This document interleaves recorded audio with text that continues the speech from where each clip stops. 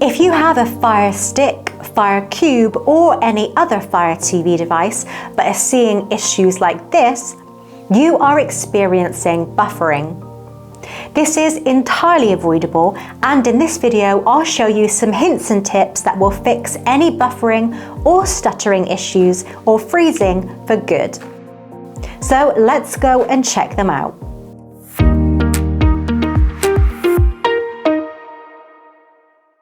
If you're looking for a new VPN service, why don't you check out the links in the description below this video. Clicking on these links can not only give you a great discount off of your next VPN subscription, but clicking through these links also helps to support my channel. There are many reasons why your Fire Stick could be experiencing buffering issues. Let's review some of the most common problems step by step and check out tips to resolve them. If the first tip doesn't help, move on to the next step until your buffering issues are fixed. Then let me know in the comments below which tip helped you. One of the first and simplest solutions to try is to reboot your Fire Stick. Unless you disconnect the power from your Fire Stick, it is always powered on and may need something as simple as a restart. To do that, press and hold the select button and the play pause button at the same time. Hold them for a few seconds and you'll see on screen that the Fire Stick is powering off. Let go of the buttons and your Fire Stick will boot back up.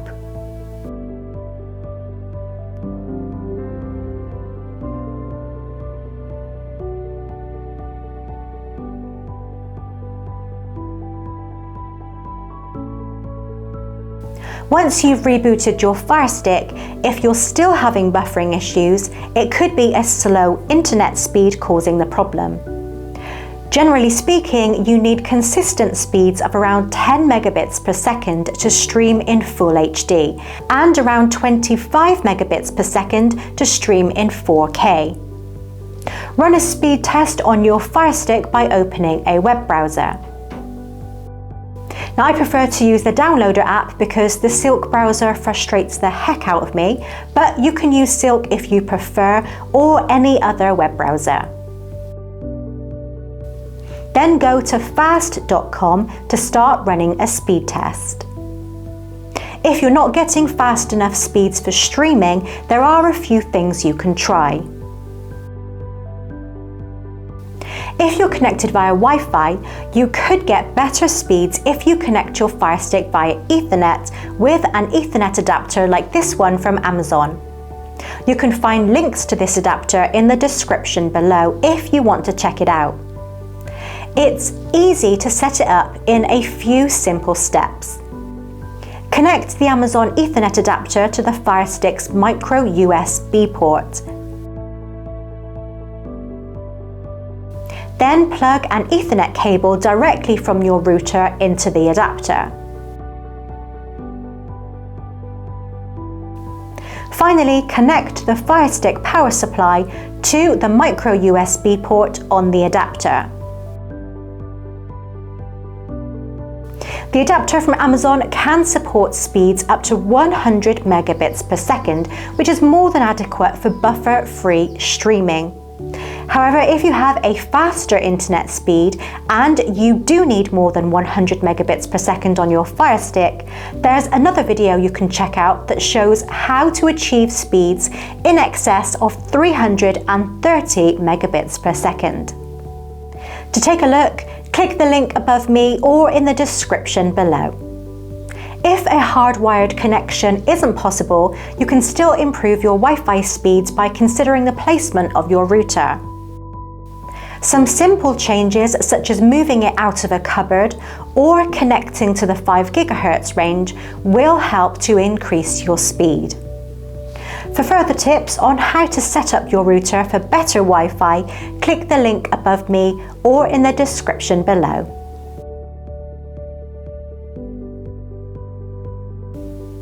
All applications create cache, which takes up space. Now, having some cache is a good thing. Among other things, it helps to load apps faster.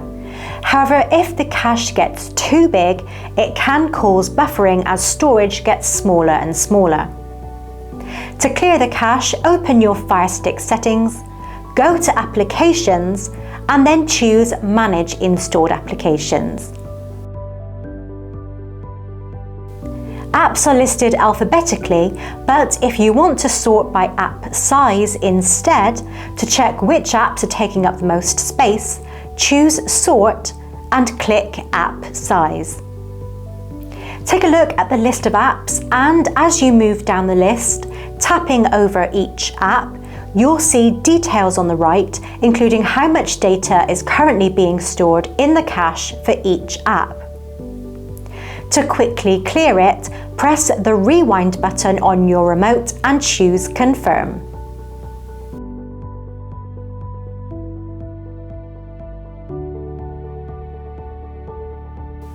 Don't overload your device with too many apps. If your Firestick is low on storage, this can degrade experiences such as video streaming. Your Firestick will run and stream much more smoothly if you have around 500 megabytes of storage space free.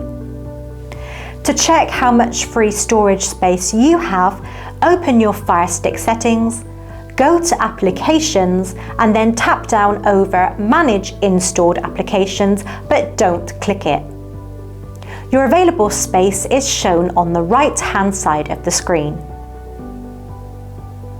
If you need to free up space, delete any apps you don't need or use anymore. Click on Manage Installed Applications and go through the list. If you see an app that you want to uninstall, tap over it, then press the Play Pause button on your remote and click Confirm.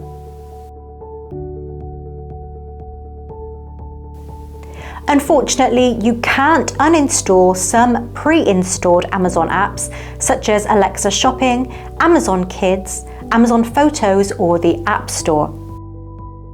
I know this is a huge gripe for many Firestick users. If this bugs you, let me know in the comments down below. If you use third-party apps such as Cinema and select links to stream videos online, and these are the videos that you're having buffering issues with, try Real-to-Brid. The links you select are free, meaning thousands of users worldwide are choosing the same links. But using Real-to-Brid gives you access to premium links that are buffer-free and in better quality too, often meaning that you can stream and enjoy problem-free viewing in 4K. Real-to-Brid is a subscription service, but it costs less than the average cup of coffee.